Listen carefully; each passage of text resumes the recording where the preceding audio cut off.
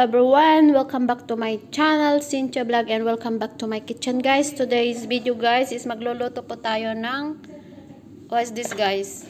Galunggong fish. So magluluto po tayo ng paksiw, guys. Ito po yung aking mga ingredients, guys. So I have talong there, kamatis, onions. Syempre, guys, hindi mawawala talaga yung sili na yan. Tuwing magluluto ako, guys, dapat may sili kasi yan po, guys, ang nagpapasarap ng pagkain. So, guys, I have also garlic there. And then, ito, guys, salt, vinegar, and black pepper. So, yan, guys, yung mga ingredients ko lang sa aking paksiw. So, let's start na, guys, sa pagcutting ng ating mga ricado. So, dahil nahiwa-hiwa na po natin, guys, ang ating mga ricado, hiniwa ko lang po ng bilog-bilog, guys, round shape. So, start na po tayo, guys, kung paano ko iluto ang aking paksiw. So, ayan, guys, kita nyo yan. Ayan, guys, puro bilog. Bilog ang mundo. So, I have olive oils here, guys. Ayan, may sili akong green. And then, I have also capsicum red there, guys. At dito po natin iluluto, guys. Lagyan po natin ng konting olive oil. Ayan, guys. So, una po natin ilagay yung onions, guys. Ayan.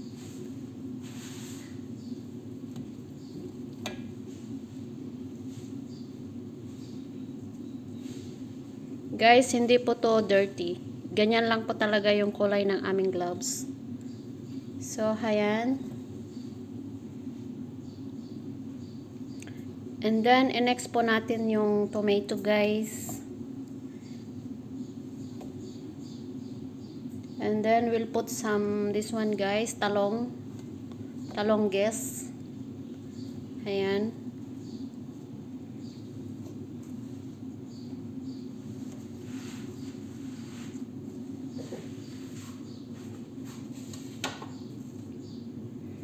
And then, tong garlic, guys. Let's put some garlic.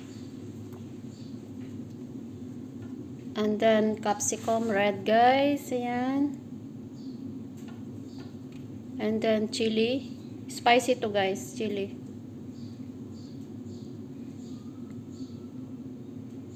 Hindi po ako makakain pag walang sili, guys. So, let's put some spring onions on it. Ayan. Salt.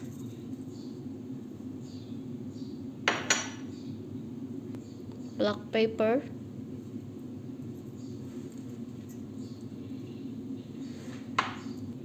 Then, lagay na po natin yung fish natin sa top, guys. Ayan. Kung liligaya ka sa piling ng iba, ananinanan ay ang pag-ibig niya. Ananinanan. Guys, ganito yung way ko ang pagluluto ng paksiw na isda. Ayan, guys. Tulog na lahat yung isda ko, guys. Natulog na lahat sa kaldero ko. So, now, guys, ilagay na po natin yung natirang talong sa ibabaw. Ayan.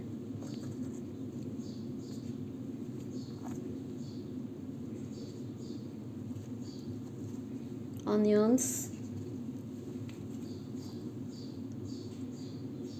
Tomato. Ayan, guys.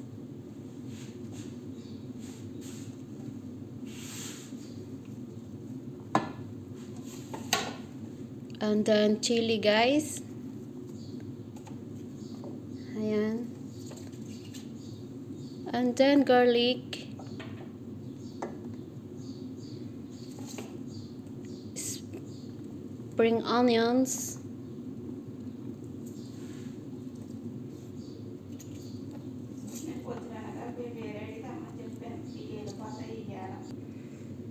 And And then capsicum guys, dahil mahilig po tayo mag-design guys, so let's put some capsicum guys on top like this.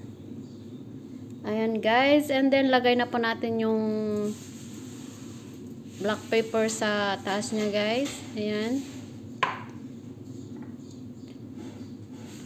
yung vinegar.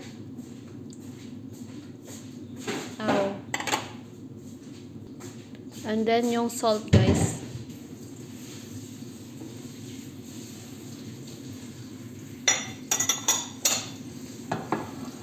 So eto na guys ang aking paksiw. Iluluto na po natin guys. Update ko po kayo mamaya guys pag luto na.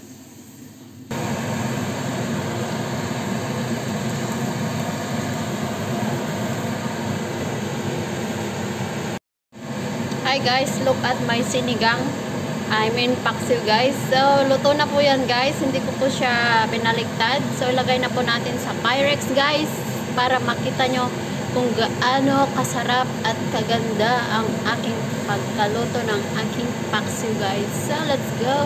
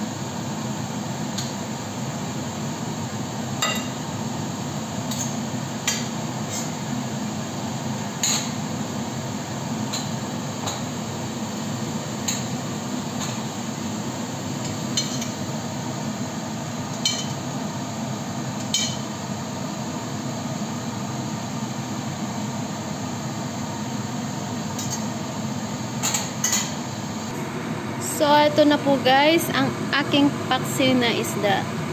Thank you for watching guys. God bless us. Bye-bye.